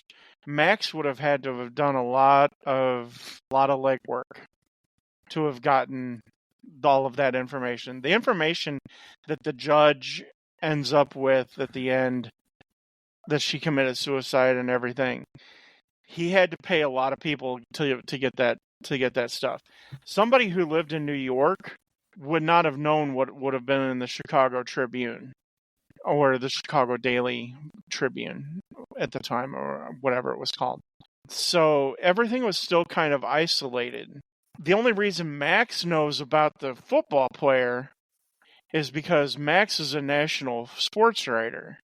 And so he probably gets multiple different papers. And we don't really know where that train is coming from either. So Roy's not known at this time. The only thing that we know about Roy, we know that Roy struck out the whammer, but we don't know if Max used his name in that article. We just know that he drew a picture of Roy for that article about somebody striking out the whammer, which that had become more legend at that point. So he would have known the name. After he struck out the whammer, he was Max? very, very interested in it. He was.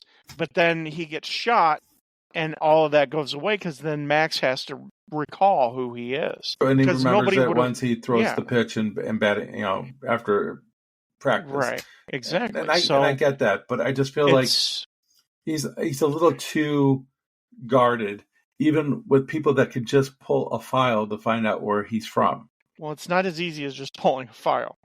He's got to have a work file. He's working for a baseball team. They don't tell you where they're from even in 1939. That would have been the job of the scout to tell that to. Would have been in your. Would have figured it would have been in your. There had to be a file on you in 1939. Well, the scout signed him to a $500 deal. Yeah. So the judge wouldn't have even have known who Roy's past was, and so Pop doesn't know what his past is. You're looking a little bit too deep into it for one, because the bottom line is this is the hero's return.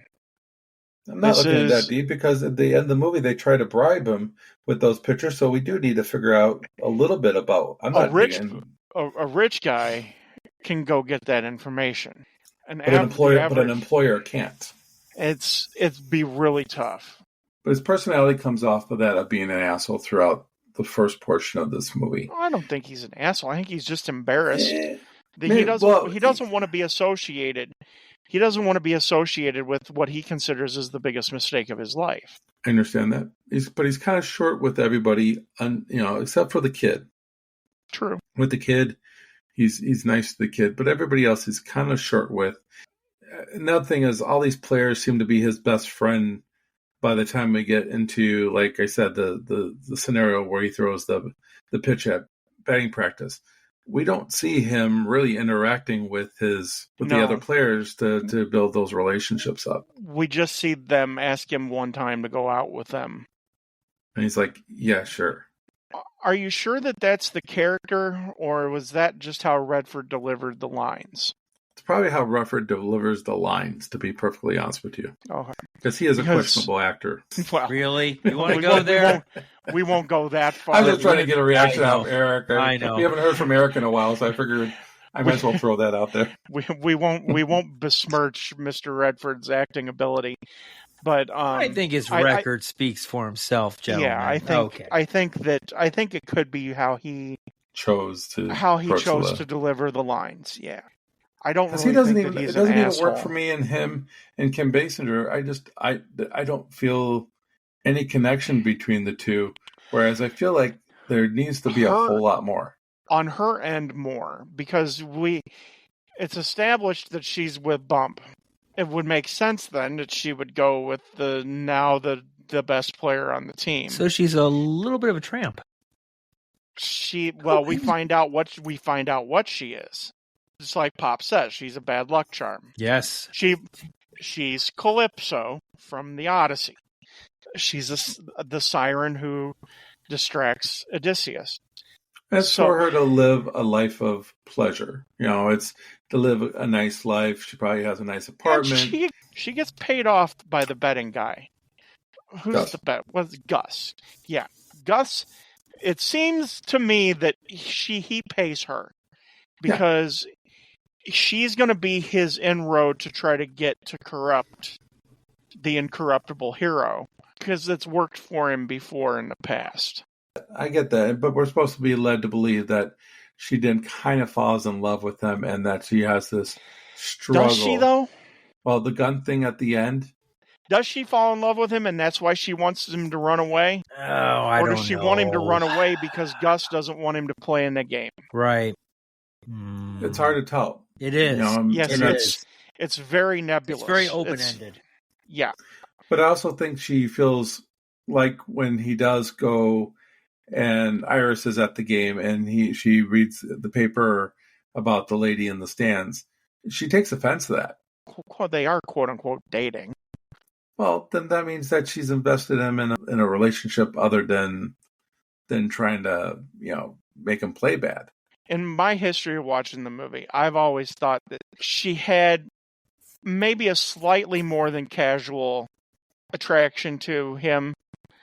And over time, he does grow on her. But I don't think that they actually really fall in love. So you bring up where she brings up the paper.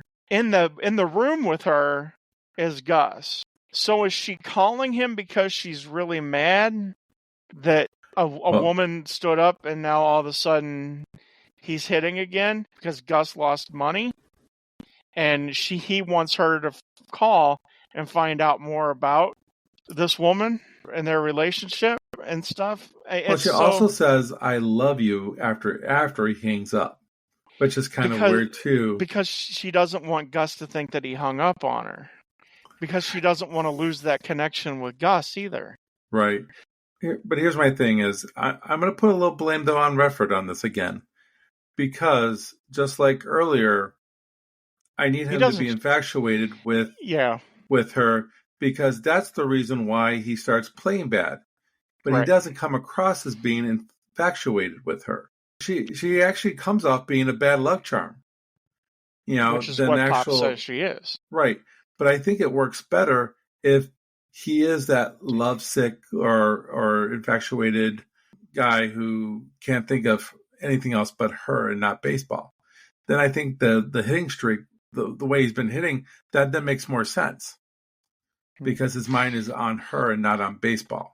Yeah, I see what you're saying. I don't disagree that Redford really doesn't. I don't want to besmirch his acting at all. You know what? I'm going to be perfectly honest with you, and Eric's not going to like this about Robert Redford, but Redford is at his worst during romantic scenes with other women. I don't think he's that good when it comes to relationships. He hits a lot of same notes in this movie. I can't argue with you on that. I mean, I know he's kind of a heartthrob of the era, but you're right. I like with Faye Dunaway in 3 Days of the Condor.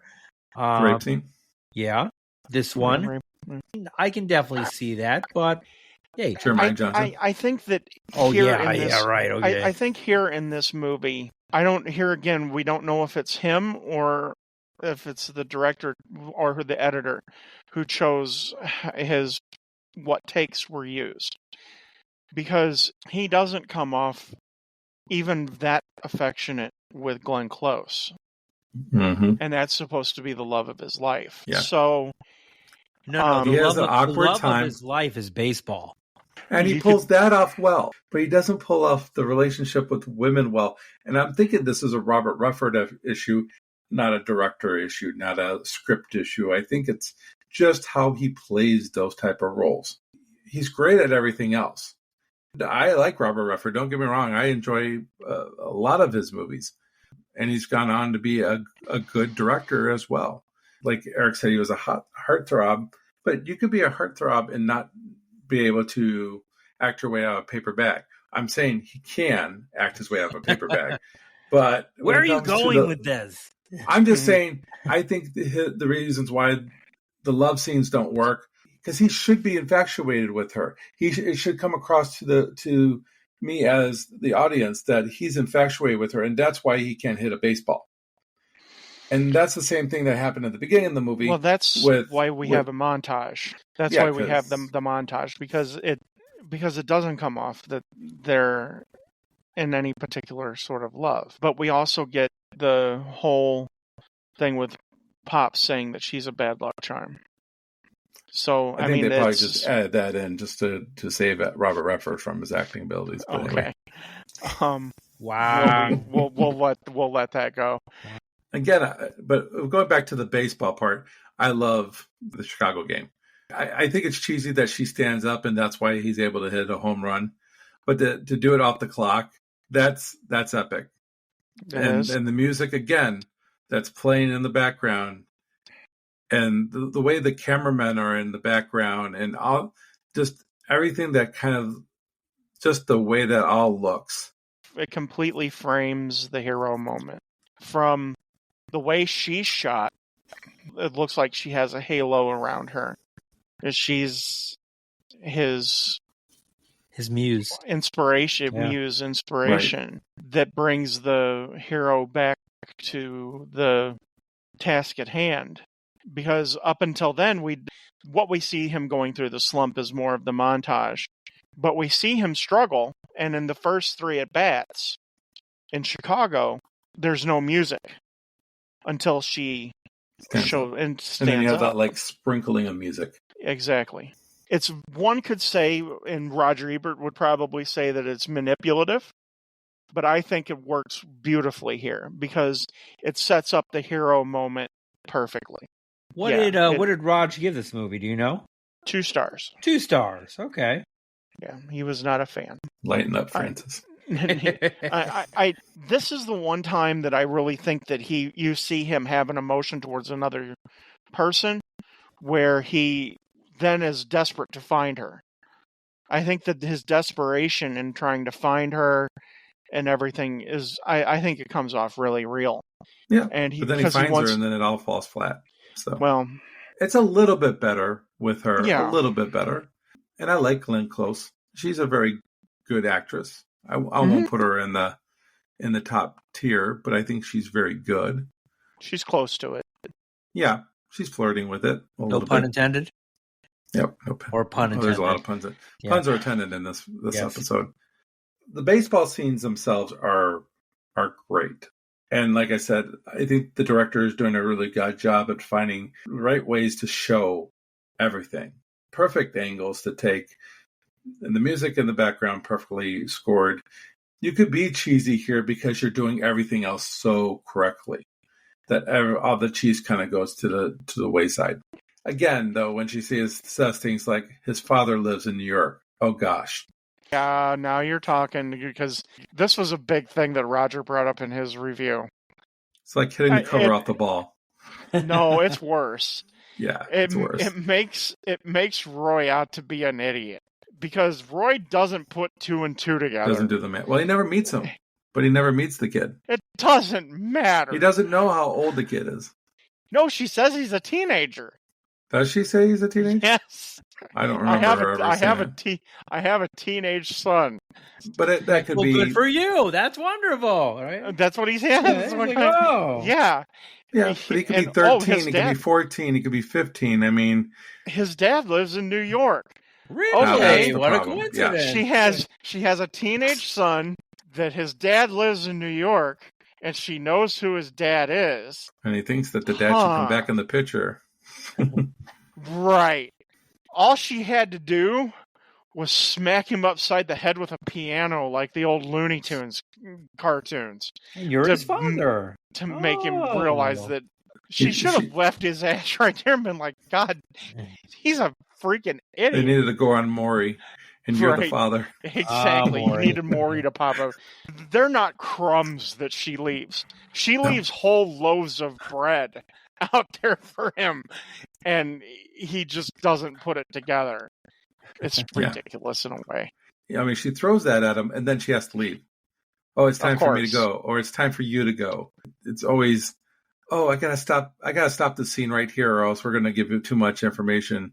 You already gave us way too much information. My No. teenage son loves baseball. Really? Yeah. I'm going to have to come and tell you to your face, you're his dad. Yeah. And then when it's all said and done, she has to do it by note. So it was a text. She had to send him a text in the middle of the game to let him know that he has a son in the stands. Okay. Oh, God.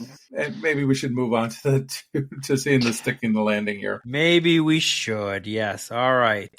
After the road trip, Mimo, who has been colluding with the judge and Sands, poisons Hobbs at a team party, causing him to collapse. He awakens in the hospital and learns that an old silver bullet removed from his stomach has caused him long-term damage. He was a werewolf. He was a werewolf, yes. Yeah. The doctor warns him that it could prove fatal if Hobbs continued to play baseball. Not sure how, but okay. I know we see it at the end, but still. What doesn't the doctor say his stomach's going to blow up? Something like that, yes, because he's rattling around a silver bullet. He's got to stay away from garlic, silver bullets, Mhm. crosses, the standards. Van Helsing. The sun, right? People named Van Helsing, yes. With Hobbs hospitalized, the Knights lose 3 games in a row, setting up a 1-game playoff against the Pittsburgh Pirates. The judge comes to the hospital and offers Hobbs an even bigger bribe to throw the game, threatening to expose to the press Hobbs' involvement with Harriet Bird. Mimo visits dun, Hobbs. Dun, dun, dun. Mimo visits Hobbs and urges him to accept the judge's offer and to come away with her. Later, Iris also visits and assures Hobbs that he will always be remembered as a great ball player. Still recovering, Hobbs rejects the bribe and returns to the team. Watching from the stands, Iris sends a note to Hobbs in the dugout saying she has brought their son to the game. In the bottom half of the 9th inning, the Knights are trailing by 2 with 2 on and 2 out. Hobbs hits a foul ball that splits Wonder Boy. Dun, dun, dun. In 2, Bat Boy Bobby Savoy brings him his own bat, the Savoy Special. Yes, which Hobbs had helped him to make. Now down to his last strike, his wound bleeding through his team jersey. Hobbs smashes the baseball right in the upper stadium seats, shattering the game's nightlights for a home run, winning the game and the pennant. The victory secures Pop's shares of the team and his long-held dream of winning the pennant. As Hobbs baseball appears to sail beyond Knight Stadium, the location fades to a boy catching a ball. Iris looks on smiling as Hobbs catches a baseball thrown to him by His son. That's right, everybody. Dun, dun, dun. Their son. It is a happy ending.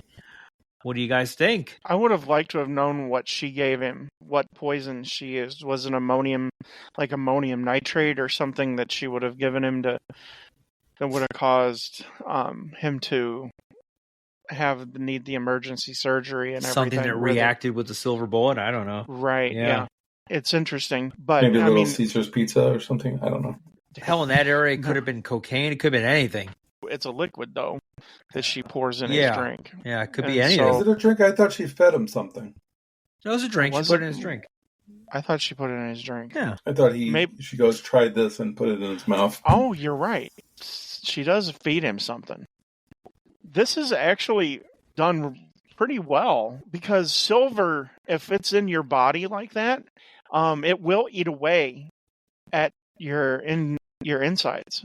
So, I mean, it's not too big of a stretch that if the doctor never got the bullet out of him that the Black Widow shot him with, that could have been deteriorating him internally, because when he makes the pitch, he grimaces badly after he makes that pitch. Sure. So you know that there's a hitch in his giddy up.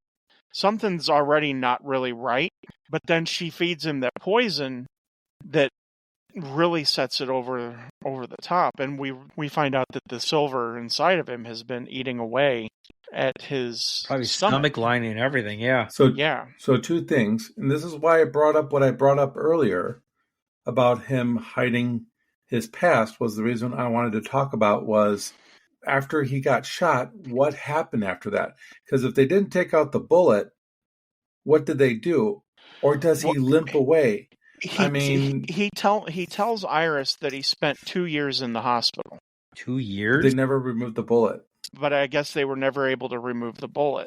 Here again, we're talking late 1920s. And that can include rehab, too. Maybe technology at that time wasn't capable of removing the bullet, and now 16 years later we are. It's a lot tougher. It might have been too close to an organ. It could have done a lot of stuff. Yeah, exactly. Yeah. Think too, it wasn't commonplace to get an X-ray to see for them to find out where the bullet is, and it's very possible like they just couldn't find it. So here's question number 2 then: the poison, is the poison to kill him? Is the poison to just take him out, like get him really sick to the point where he can't play? Yes. What is the poison though for? Do you need the poison? Because without the poison, could have that already happened because of what he's putting his body throughout the whole season? Okay, so the poison is to keep him out of the 3 games. It's to keep him out of the 3 games that they lose. Not kill him, just keep him out. Right. That's Max's thing, to keep him out of the 3 games. As Gus and the judge are trying to keep him out of those 3 games. So somewhere along the line, Pittsburgh must have lost a game as well, because they have to play the quote unquote the tiebreaker, and they're hoping that he's not recovered enough to play in the game, because then the judge finds out that he's out of a coma. That's when he comes to him and gives him the $20,000, which would have been $50,000 in today's money. Yeah, a little bit of cash. I mean, he's well overpaying his salary of $500. A little bit too high, in my opinion, if he's going to bribe him.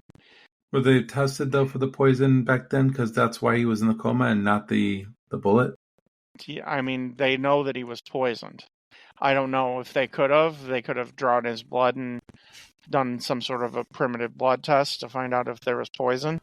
Maybe. I don't know. I'm just saying that I don't know if we need the poison, though. I think if you do it without the poison, it still works the same way. Well, then because how does he go into a coma? He passes out from... They say he says that he had to quit... Yeah. He said that in the past that he had to quit baseball because the doctors told him that he can no longer play. And now he's playing and he's stretching the limits, and that's why he almost dies, because of the fact that he's been playing baseball. That's why they're saying if he plays one more game, it could kill him. Well, they say that because of the deterioration of his stomach. Right, exactly. That's what I'm saying. That might not have anything to do with the poison. That might be just time and exerting himself. The poison could have exasperated the problem. Could have, but I'm just saying it doesn't have to. But here again, the poison isn't done to the point where we know he's poisoned. We kind of figured that out throughout the years that was a poison, but in the film, it's not obvious. It's not obvious, but we know this fits the hero story, where Calypso incapacitates Odysseus. Calypso, I tell you, it has to. It has. Well, I'll tell you. It has to be there. Okay, and this is more of Le Morte d'Arthur, where the story of King Arthur, where he has one last fight, but he could die while he does it, because of his past injury. Which, like I said, I never put those two together. But now that I know it, it's really hard to disconnect everything. The average moviegoer doesn't know No, this. That's what I'm saying. Yeah, I didn't even know but that. but the average moviegoer will know that this is the hero's story. There has to be some impediment for the hero to overcome at the end of the movie to achieve greatness. And so this is it, where he's in the hospital and he has to come back. No, we all get that. It's just saying that the poison isn't needed, because you could do that without the poison. Yeah, I can see your point. It probably meant a little bit more, because like he says in that section there, some things we never stop paying for. Then it just means even more of what happened to him at the beginning. And the poison kind of takes a little bit away of that, if that's what we think happened here. I think it takes a little bit away of what happened at the beginning. Because let's say maybe Memo just couldn't cook right, and she food poisoned him. Yeah, it was only that simple, right? No, I understand what you're saying, Ken. It's fine. I mean, it doesn't hurt or help the movie The Poison. I just don't think it's noticeable. I mean, I think you just totally leave it out. Don't they say they poisoned him? Do they say they poisoned? I thought the doctor, at least the doctor, said that they poisoned him. Yeah. Okay. I mean, here's my thing. I think she should have done it more of a seduction thing, like trying to seduce him with, She already did that. She never at one time though seduced him at the party. Not at the party, but that's what I'm saying. Mean, at the party, she comes into his room and she drops her coat. Which Kim Basinger, was she really that prude that she couldn't have turned around? I mean, when was 9.5 weeks shot? I mean, come on. 85, 86? Yeah. So all of a sudden she became a prude? Well, this is 84, 83 shooting, so... Oh, so maybe this is before, man. Yeah. I don't know. Anyway, Alec Baldwin told her not to do it. Well, I don't think Alec Baldwin was in the picture just yet. Not in 84. Doubt it. I always got Kim Basinger and Christy Brinkley confused, and I always thought that Billy Joel was married to Kim Basinger. Wow. Okay. Well, same type of relationship, hot-tempered. Drunk, anyway, yeah. That's Billy Joel or Christy Brinkley? Both. Yeah. Oh. No, Billy Joel's notorious. But it does set up everything really nicely for the overcoming the odds. You could play tonight and it could kill you type of deal. And I mean, she comes in and she tries to tell him that, let's run away together. And of course we're not buying it. He's not buying it at this particular time either. If Poison is involved here, he has probably his suspicions that she's part of the problem now. Oh, yeah, I'm sure. Sure hope so. She was the only person to give him anything at the party. Yeah. So when he's told that he's poisoned, he puts two and two together. Yeah, because I don't think you see him eat anything or drink anything else outside of what she gives him. I do like the scene where he comes up. It's Gus and the judge and Memo, and they're in his office. I think that's a really good scene. I think that everybody does a really good job there. And I think that's like what you said, Ken. I think maybe you could make the case that she did kind of fall in love with him. But in my opinion, was that Gus's last-ditch attempt to keep him from playing in the game? I think so, but I mean, was she to shoot him? Barbara Hershey's character does shoot him. When she tries to shoot him, she misses. I'm going to say no, because it looks like the gun is shown accidentally, because the gun shows up because the judge pulls the papers out to show him his past. True. So I don't think and in fact, Gus actually says, we don't need to put that stuff out. He likes the action. So I don't think Gus is, putting a hit on him or anything like that. I do like the fact that Max is not in there. I like the fact that Max is kind of like his own person. Like, he's not really totally wound up into all this.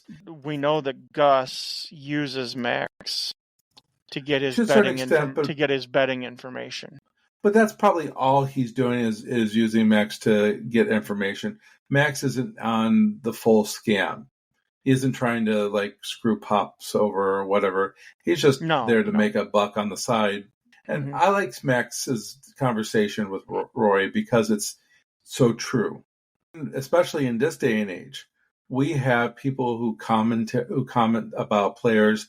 They build them up and break them down, and Max lays that all on the line right there in the one speech, and it's perfectly done by Duvall. This is my favorite part by him and the whole movie. It's an American thing. We build people up to tear them down and then build them back up again. Right, and he says it's his job. Long after he's gone, this is what he does. Right. And he just happens to be one of the people that, he even says, either you're going to be the hero or you're not going to be able to do it. Either way, it's a great story for me. Right. And that's Max. He doesn't care about anything else. He cares about the story. He's completely unapologetic in the entire movie. And that's perfect for him. I kind of like it that Roy tries to hit him with baseballs, when when he's taking the picture. Yeah, that's pretty funny. Yeah. And then he hits the foul ball into the press box too. But yeah, and I like the fact that it builds up to the end where he's struggled the entire game, and you get the music build up that he's starting to have a hero moment, and he hits that towering fly ball that's just foul, and you wonder, is this where Mighty Casey strikes out, to bring up another comparison? And the music does. The music stops because they bring in another pitcher who looks almost identically like Robert Redford's son, interestingly enough. That's the next new big thing. What do they say? He only throws fastballs. And I like the attention to detail too, where the catcher notices the blood on the uniform. He knows to pitch him inside. It's the little things like that that set up the fact that the odds are stacked against the hero, and the hero overcomes. Well, we know he's going to overcome because his son is in the stadium, because he gets a text message before. Gotta be the hero.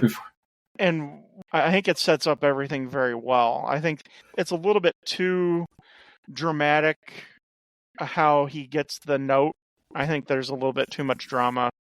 I mean, she could have told him before the game. She should have got, or at least before the game.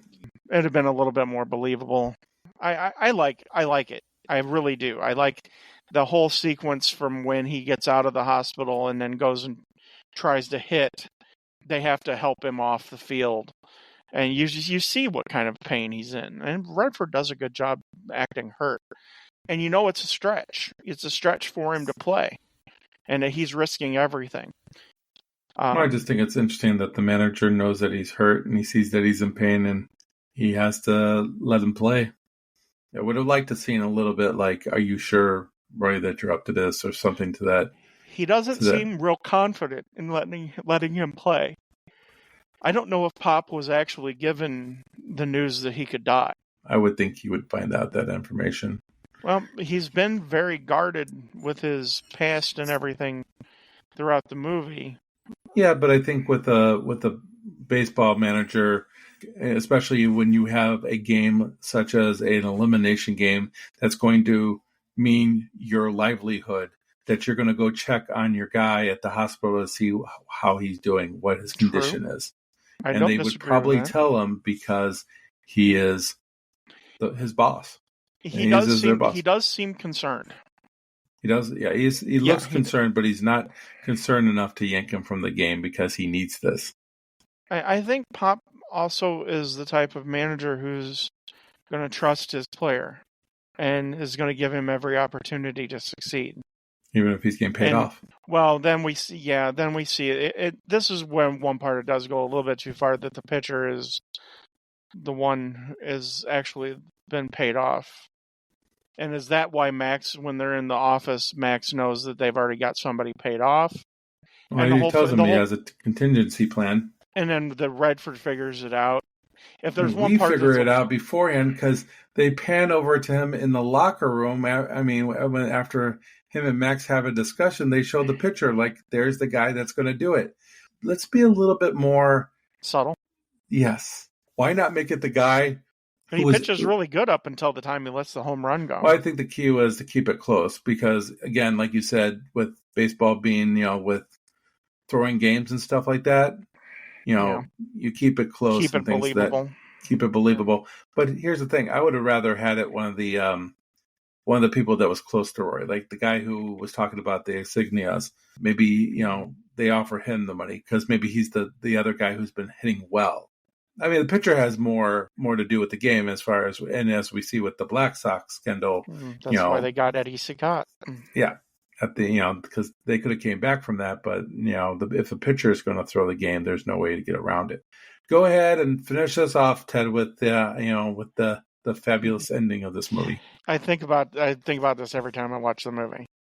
He should have died. You wanted the hero to die, huh? The home run should have killed him. The home run should have been. He should have dropped dead after he just passed home plate. He hits home plate, and that poof, he's done. And you don't need to see him die. All you need to do is see his foot fall. hit home plate, and then fade to black. Fade to black. Arthur dies. Right. At the end. Arthur dies at the end of Le Morte d'Arthur. Yeah. Killed by his own son. Right. So his son should have killed him. So. Wow. And you could even keep the sequence where he's playing catch with his son if he dies. And that's a good question. Does he die? And is what happens with the boy and catching the ball and that whole scene. It's all a dream sequence. It's all post, just kind of like at the end of Gladiator. So, I mean, I guess it's a matter of interpretation of how you want to see it. Personally, I think that the hero's sacrifice should have been played all the way through. A lot of people believe that, they want to believe that he lives because people like a happy ending. I don't know. What do you guys think? What I think would have been better is that you see him back in the hospital and then you play that out afterwards. Then you can ask yourself if the whole thing was a dream. The whole game was a dream. Or he's waking up after he's been shot. Oh, then yeah. it's From the beginning of the movie? Right. Then is everything a dream? He's been in a coma for 19 years. He wakes up out of the coma. It's Bob Newhart. I think Kill Bill. Yeah. Right. Eric, what do you think? Is he dead or does he live? No, I think he lives. He retires. That's his last at bat. That's a given. Yeah. Maybe they sew him back up or surgery, but he's done. I think he lives. I think so. When you were young, Eric, and you had a puppy, I am young, and he died, and they said that he went to the farm. Did you really think that he went to the farm? My parents never told me he went to the farm. You think Robert Redford went to the farm? He's playing catch with his son at the farm, and they sent him there? So. Okay. I think so. And the Whammers there waving. Back in 1939, there's not many other places to go to. Right. And throughout the movie, he does reference that. Yes, he does. He continually references the farm. Come on. He is clearly retired, throwing the ball with his kid. And this movie really, really focuses on happy endings. Yeah. They're not going to go on a downer. One more thing that I'll add about this, of course, is just how perfect everything just comes together as far as the music, the shot, how he hits the ball. Everything just looks so perfect. And could it be a little cheesy, him hitting the ball off the lights? Maybe. But it's become iconic. Epic. It's epic with the music. Yeah. And then later on, when the Dodgers are in the World Series and you got Gibson up the bat. You took the words right out of my mouth. That's what that reminded you of. Yeah, it was the natural moment. So. Do you remember though? At the game after that happened, NBC shot Gibson. They poisoned him. The intro to the next game. It's the natural. It was the natural. They intermixed the natural in with Kirk Gibson's home run. Yeah, I remember that. Yeah. Yeah. So it's that's one of the times I really remember the natural being like in pop culture. Yeah. And that was really 4 years, 88. So that's 4 years later. It's still. I watched that game because I was a huge Mark McGwire and Jose Canseco fan, and I wanted that. Jose Canseco. So you were into steroids? I was a huge Canseco fan. Yeah. I had the Bash Brothers poster. I think somewhere it still may be around. One thing I will say this, and I'll do a TED moment here. I don't usually get emotional on movies in general, but the score there, along with everything that happens, does make me a little emotional watching that scene. A little teary-eyed. A little teary-eyed, a little bit. I don't know. You feel wonderful about it. You can't get more perfect than that as far as ending a baseball movie.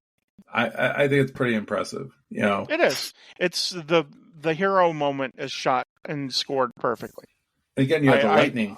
You don't even need the lightning. Or they do. There is there a stroke of lightning there's before a you stroke of lightning? Yes. There's lightning. Okay, yep. so here again, the lightning. What does the lightning you think represent? I'm going to say it represents his dad. Thor. Yeah. No. His father. It could be. His dad. Why not? His dad giving him. It's a great analogy. I agree. Zeus. So his dad's Zeus then. Wonder Boy, the bat, the lightning. I go that way. After his dad died, you have the storm. The lightning hits the thing. His dad gives him the bat. Yeah. You know, no, he the lightning doesn't. His dad dies and the lightning hits the tree, and he makes the bat. After. He makes the bat after his dad dies. His dad wasn't struck by lightning. Yeah. No, I know his dad wasn't struck by lightning, but his dad is the lightning later on. Yeah. In all three instances, his dad is the lightning. No. Yep. No. I'm going to go with it. No, why else would you have the lightning all three times? I agree, man. Moments? I agree 100%. Because it's the hero. It's the hero thing. Excalibur, you go with your out story. of the stone. I'm going to go with my story. I'm just going to stick with it. Your story's not right. His dad's not the lightning. Let's agree to disagree. Eric agrees with me on this one, so you're wrong. I like that. I think it's his father from heaven. The lightning ridiculous. is... I never thought about that at all. That's right. I didn't either, but now that you bring it up, it's in my head. So weird. It makes perfect sense. Sorry, Charlie. I agree with Ken. All right. It's a very special bat. Let's wrap this torpedo up here. Let's go with Ted. Ted, tell us your review. There's a lot of emotion tied up into this movie as well. On an emotional level, there's an emotion part of my score because baseball reminds me of my dad and my grandpa. There's a lot of connections there. So there's a thing with baseball with me. And so automatically it touches it hits the feels.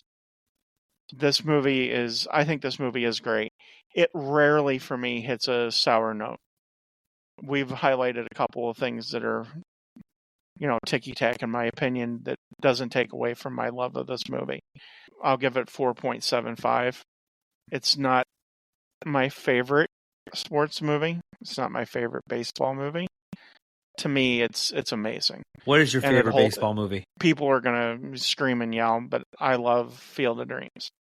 I've only watched Field of Dreams once since my dad died because I did take my dad to the field in Iowa before they made it into a complex. Yeah. And we stood where Kevin Costner and the other actor stood, and we threw the ball. That's why Field of Dreams is my favorite. The Natural is a solid 4.75. It's an awesome movie. Yeah, I agree. It's a great movie. A little bit of cheese, but you know what? It works. I could watch this movie over and over and over again, and for a while I did many, many, many moons ago. 4.5 hooks for me. It's a great movie. How about you, Ken? I do watch this movie just before baseball season, too. I will actually take a little step down from you two gentlemen. You suck. I know. Okay. I know. Lighten up, Francis. I get it. I still like the movie. Don't get me wrong. I just told you that I think it's a great emotional ending that we have here. But there are some problems with the movie. The problems with the movie are some of the cheese that's in the movie, cliches, things of that nature. The romantic chemistry does just not work on any of those levels. It comes closer with Glenn Close's character, but it's kind of erratic. It just isn't consistent. And I would have probably added on how much having a son or having a family would mean to him. Nowhere in this film does that, him having a son is important to him. But the score here is what elevates the movie. It lacks some humor. It's a little maybe too serious. Pop makes me laugh. I should have been a farmer. Should have been a farmer. It's not a ha-ha funny moment, though. Well, it makes me laugh. So you want like a laugh track behind it, or? I'm not It saying makes a me laugh laugh. track, but I do want something that could just be funny, for funny's sake. It You is know. funny when Bump dies. That reminds me, have you guys ever been to a baseball game where they drop the ashes on you? I Oh thought that God, was awkward. that Nope, is never, so never, awkward. never been that. No, that was a little. No, that's a new one. Yeah. That's a new one. I You forgot almost to wanted mention to that. know if they were going to throw his body out. Right. Exactly. Anyway, so I will go straight to the point. Those were the problems I had. Bump gets corn dusted. Yeah. Pops is a very likable character. The bad guys are the kind of bad guys you want. I'm still close to you guys. I'm going to go with 4 hooks. That's good. Like, I agree with Roger in some instances here that it's just a little too cliche. We already said we don't like the fact that hit the cover off the ball. Oh, his father is in New York. And then he went to the well one too many times, I think, with she stands up and he hits a homer. And then he finds out he has a son, hits a homer. I can totally see where somebody would say that this is cheese. I think it's not as original as, let's say, Bull Durham, which is more original. Yes, it very feels much more so. like a real everyday life baseball movie. Well, that's because it takes place at the era. It takes place real life time. This True. is 1939. I will tell you another movie that I like that's around this particular era of baseball. League of Their Own. Out. Oh yeah, League. Yeah. No, League of Their Own would be about 7 or 8 years later. League of Their Own. It's during World War II. World War II. So it's World War. Oh, gotcha. And all I the got boys you. are out. So we're talking about 2 or 3 years after. Yeah, I got you. When this is, and that's got some comedic lines in it. Right, and I like that movie as better. It has just more things going on with it. Where this is, like I said, this is kind of a straight drama. The characters are very one-dimensional. There's not a lot there for the characters. Kind of like Jimmy Stewart. Yeah. Oh gosh, Robert Redford is a hack. Well, gee, Mr. Potter, I don't know what else to tell you. All right, so what are we doing next, Ted? Well, it's going to be a spooktacular October. It's going to be something. The first movie that we're doing for the spooktacular October is going to be one of my favorite scary movies from the past 25 years. Saw. The original. The original, not any of the remakes, or not any of the sequels. The original that should have stood all on its own. I thought I saw a Pussycat. The Story of Black and Decker. Saw. All right. Wonderful. Stay tuned for the other movies we'll be doing for Spooktacular. All right. Well, that's all the time we have for the Hooked on Movies podcast. As always, that's all, folks. See you at the movies. See you next time on Hooked on Movies.